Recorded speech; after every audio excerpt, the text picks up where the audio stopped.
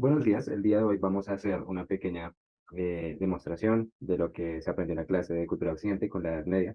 Vamos a responder el parcial. Nuestro grupo es compuesto por María Camila Ruiz, por María Paula Forero, Esteban Alejandro Báez y Iván Fuentes Acosta. A manera de contexto, podemos llamar la Edad Media a este periodo histórico comprendido entre los siglos V y XV. Este está cronológicamente situado entre la Edad Antigua y la Edad Moderna. Esta fue la edad de la historia más prolongada de las que ha habido pues, hasta el momento, sin considerar pues, la prehistoria. Eh, Se considera que se da inicio con la caída del Imperio Romano Occidental en el año 476. Se dividió en dos periodos, que fueron la Alta Edad Media, del siglo V al X, y la Baja Edad Media, del siglo XI al XV. Durante este largo periodo se desarrollaron una serie de características distintivas que influyeron en la sociedad, la cultura, la política y la economía europea y otras partes del mundo. También es importante resaltar que el sistema feudal fue una estructura social y económica dominante en la Edad Media. Bueno, a continuación, la sociedad y el género. Vamos a hablar directamente sobre la primera pregunta de examen, que es cómo se configuró la experiencia de hombres y mujeres durante la Edad Media en Europa. Eh, Vamos a responderlo a través de cuatro enfoques, los cuales son la sociedad patriarcal, el acceso a la educación, la autoridad religiosa, la Inquisición y la heterodoxia. En cuanto a la sociedad patriarcal, eh, durante la Edad Media la experiencia de hombres y mujeres estuvo fuertemente influenciada por factores como la religión, la autoridad de la iglesia, el poder feudal. La mayoría de las personas vivían en comunidades rurales y dependían de la agricultura para subsistir. Como les mencioné anteriormente, la iglesia desempeñó un papel central en la vida de las personas, controlando aspectos como su fe, su educación y su moralidad. Estos roles eh, eran definidos por la sociedad patriarcal de la época, donde las mujeres tenían roles domésticos, no tenían acceso a la educación formal y ningún tipo de autoridad política. Su rol principal en la sociedad se centraba en el cuidado del hogar y la reproducción. Por el contrario, los hombres tenían más oportunidad de desempeñarse en cargos del clero, debido a que sí podían tener educación, podían estar más involucrados en labores comerciales y su labor en la familia era proveer. Un ejemplo de esto, en el libro de Ginsburg, en la página 50, que dice, me gusta el sacramento, pues cuando uno se confiesa, comulga y toma el Espíritu Santo y el Espíritu se alegra, en cuanto al sacramento de la Eucaristía, es algo para gobernar a los hombres, hecho por los hombres a través del Espíritu Santo. Es decir, misa es cosa del Espíritu Santo, igual que adorar la hostia, para que los hombres no sean como los bichos. En este fragmento, Menocchio opina acerca del sacramento de la Eucaristía, diciendo que este está hecho para gobernar al hombre, hecho por el hombre, lo que denota que la estructura del clero y de la iglesia había sido creada por figuras masculinas y pensada para ellos. Referente al acceso a la educación, vemos que en general los hombres tenían más oportunidad de aprender que las mujeres en esta época. Principalmente tenían la capacidad de ver y acceder a toda la información que había en los libros de lo que permitiera la iglesia. Pero las mujeres, por su parte, tenían más posibilidades de estudiar y a menudo tenían que ocuparse de las tareas del hogar. Sin embargo, vemos que Menocchio, dentro de la gente que no tenía las posibilidades, que no estaba como ubicado dentro del clero, tuvo como cierta como suerte, y aquí vemos una cita en la que dice que ciertamente Menocchio había ido a una escuela superior y aprender a escribir debía de costar un gran esfuerzo. Un esfuerzo físico, además, que se traduce en algunos signos que parecen más grabados en madera que escritos en papel, ya que él, al ser un molinero y al ser de una clase bastante baja, pues no debía tener tanto acceso a la educación. Los que tendrían a tener más acceso serían la gente que estaba la que estaba más arriba en la jerarquía social de la época. Las mujeres, como dije, se ocupaban más de tareas del hogar y, y ya. En cuanto a la autoridad religiosa, pues la Iglesia Católica desempeñó un papel muy importante en la Edad Media europea. Esta fue la principal institución religiosa y espiritual. Dentro de la Iglesia estaba el líder supremo, el Papa, que era la máxima autoridad religiosa dentro de la cristianidad. Este tenía poder religioso y político. Además, existía el clero, conformado por sacerdotes, obispos y otros líderes religiosos. El clero tenía un papel fundamental en la vida espiritual de toda la sociedad. Todos los trabajos que mencioné anteriormente eran realizados por hombres. El único papel que tenían dentro de la Iglesia Católica las mujeres, pues además de ser adeptas, era ser monjas. Estas se dedicaban a la oración, a la meditación y el trabajo. Tenemos una cita también del libro de Ginsburg, esta se encuentra en la página 40, que dice, Es fácil explicar tal hostilidad del clero local como hemos visto. Menocchio no reconocía las jerarquías eclesiásticas, ninguna autoridad especial en cuestiones de fe, los papas, los prelados, los curas. Decía con desprecio que no creía en ellos. Alegó Domenico Melchiori, a fuerza de discutir y polemizar por calles y hosterías. En este fragmento, pues Menocchio critica las jerarquías eclesiásticas únicamente diseñadas para los hombres.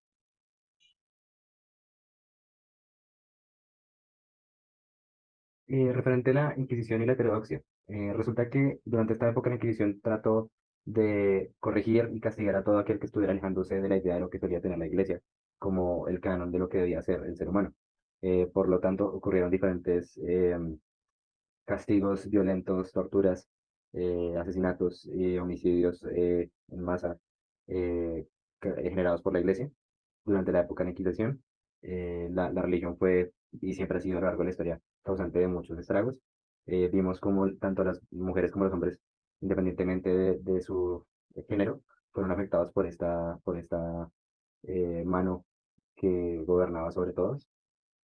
Sin embargo, aquí tenemos una imagen de lo que sería la representación de lo que conocemos como la quema de brujas o cuando tratábamos de pensar en las mujeres específicamente, por la mujer por no obedecer al marido o por buscar una manera diferente de expresarse o por buscar la ciencia o tener una idea heterodoxa que se refiere pues a algo alejado a la concepción de la iglesia.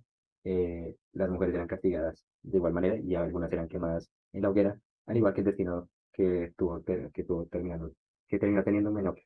Aquí tenemos una cita que dice, se inició una época altamente caracterizada por la rigidez jerárquica, el adoctrinamiento paternalista de las masas, la erradicación de la cultura popular, la marginación más o menos violenta de las minorías y los grupos disidentes. También Menocchio acabaría en hoguera.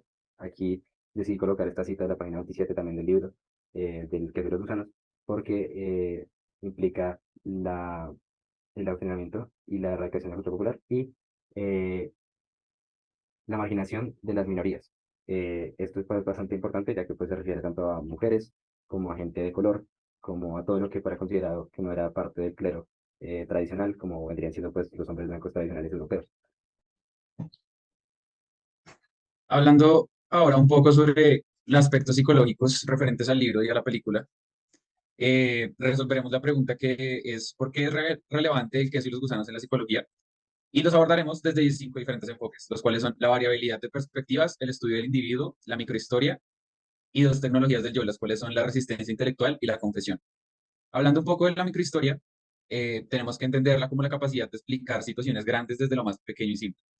Tanto en el libro como en su adaptación gráfica, podemos observar cómo el autor, con un estilo microhistórico, nos contextualiza de muchos acontecimientos de dicha etapa de la historia, que es específicamente la Inquisición, mediante el uso de archivos perdidos que encontró sobre Menocchio, el cual es uno de los que acabó muriendo a manos de la Inquisición en una hoguera, y nos explica cómo la vida a través de muchos acontecimientos que tuvo él, y pues la real importancia en psicología de esto es que nos contextualiza de cosas que le pasa a un individuo específicamente para nosotros poder abordar un caso realmente como de poder explicar cómo actuaba Menocchio y cómo pensaba, el cómo se salía de la normalidad en ese entonces vista. Hablando un poco de la tecnología del yo, que es la resistencia intelectual, Menocchio representa una forma de resistencia intelectual ante las normas establecidas y la autoridad de su tiempo, la cual era la iglesia, y pues la disposición de cuestionar creencias religiosas y cosmológicas aceptadas en ese entonces, que era muy extraño pues para la iglesia enfrentarse a dichos acontecimientos, porque pues no podían permitir que se les saliera de las manos las cosas. Y pues el punto abarcado psicológicamente pues sería realmente indagar cómo Menocchio llega a traer como esas preguntas a su ser y pues a tener que empezar a sacarlas y a decírselas a más personas. Hablando de la tecnología del yo, de la confesión, eh, como hemos visto a lo largo del semestre, estas herramientas pues nos ayudan como a liberarnos, como a tratar de sentirnos mejor con nosotros mismos. Y pues en ese entonces la confesión usada para confesar lo que estabas pensando mal o lo que se entendía como mal, para poder sentirse sanado por un sacerdote, el cual escuchaba tu confesión. Nosotros en estos momentos podríamos decir que usamos un tipo de confesión aún siendo psicólogos, porque pues ayudamos a los pacientes a liberar lo que los carga, lo que quieren decirnos y tratar de ayudarlos, en lugar de, como en ese entonces, juzgar, los ayudamos a tratar de sobrellevar sus pensamientos. Hubo un pedazo del libro, el cual cité, que es la página 40, en el cual Menocchio se pregunta y juzga como, pues, diciendo que para él María no era una persona virgen, como en ese entonces se pensaba, como se ha pensado hasta el momento, porque pues cualquier mujer que tuviera un hijo, pues era imposible que fuera virgen. Y en la adaptación de la película podemos observarla, pero por parte de su hija, la cual va a donde un sacerdote y pues dice lo que piensa y el sacerdote le dice que está muy mal y que está muy grave lo que está pensando y simplemente se van. Nunca nos dicen qué pasa, queda como abierto a elección de nosotros pensarlo. Bueno, siguiendo con los enfoques que tenemos, voy a hablar del estudio del individuo y la variabilidad de perspectivas, pero antes de eso quiero mencionar un fragmento del libro donde dice, bueno, el fragmento es de la página 76, donde dice que Menocchio no pretendía revelaciones o iluminaciones especiales. En sus discursos situaba siempre en primer plano el propio raciocinio.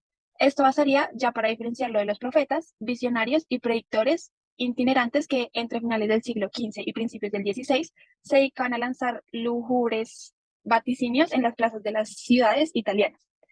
Bueno, este fragmento, pues como dice, podemos observar que se dice que no pretendía revelaciones o iluminaciones especiales, y Menocchio siempre situaba en primer plano al propio raciocinio. Entonces, pues el raciocinio, la lógica y el razonamiento es lo primordial para él. Y en la actualidad, los psicólogos usamos ya que antes en la antigüedad, eh, antes de cómo usarlo como una ciencia, se pensaba que la mente y todo esto era abstracto y que no tenía sentido. Por esto la gente predecía. Sin embargo, Minocchio es de los primeros en dar explicaciones lógicas a estas cosas y razonamientos propios. Es algo muy parecido a lo que solemos hacer en la actualidad, que es darle razonamiento lógico a las cosas que no entendemos y a las cosas abstractas. Y por último, también es importante como la manera que tenemos de pensar, que es como un pensamiento rebelde, es realmente la forma en que se llega a hacer ciencia. Se llega a analizar de los fenómenos que vemos en la vida, como por ejemplo la mente, la física y la matemática. Todo esto se puede analizar desde la lógica, cosa que antes no se permitía en la Edad Media. Ya hablando de los enfoques, el estudio del individuo, en el libro pues se profundiza en la mente y las creencias de Menocchio, donde esto proporciona una valiosa perspectiva sobre cómo las personas comunes percibían el mundo y formaban sus propias creencias en una época en que la iglesia y la autoridad eran dominantes. Esto puede ser de interés pues para nosotros los psicólogos que quieren como estudiar la formación de creencias y la psicología de la religión. Y ya por último, la variabilidad de perspectivas. En el libro resalta la diversidad de perspectivas y creencias que existían incluso en una sociedad altamente estructurada, que esto puede ser realmente para nosotros interesados en la diversidad de experiencias y cómo las personas construyen sus identidades a partir de diferentes influencias culturales y sociales. Y ya, eso sería todo. Pues están las referencias que usamos, que lo usamos todo el libro y de la película. Y ya, gracias por todo y por su atención.